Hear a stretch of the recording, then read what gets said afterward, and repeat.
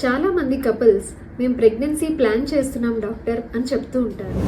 కానీ నిజానికి చూస్తే వాళ్ళకి ప్రెగ్నెన్సీ ప్లాన్ అంటే జస్ట్ ప్రెగ్నెంట్ అవ్వాలి అనే థాట్ మాత్రమే ఉంటుంది.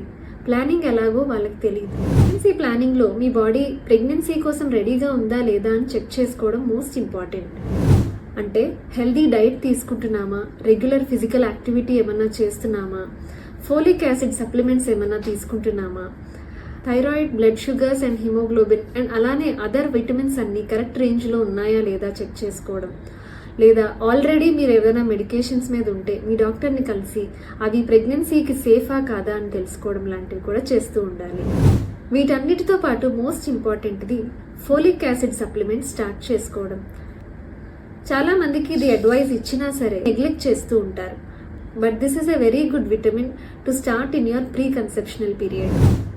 వీటితో పాటు పీరియడ్స్ కరెక్ట్గా వస్తున్నాయా లేదా, మనకు స్లీప్ సరిపోతుందా లేదా, హైడ్రేషన్ బాగానే ఉందా అన్నవి కూడా ప్రెగ్నెన్సీ ప్లానింగ్లో ఒక పార్ట్. ఎందుకంటే మన గోల్ జస్ట్ ప్రెగ్నెన్సీ పాజిటివ్ రావడం వరకే ఉండదు.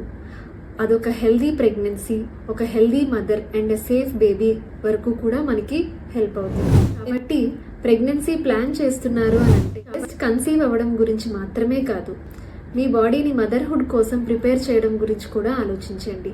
For more details check captions and followers.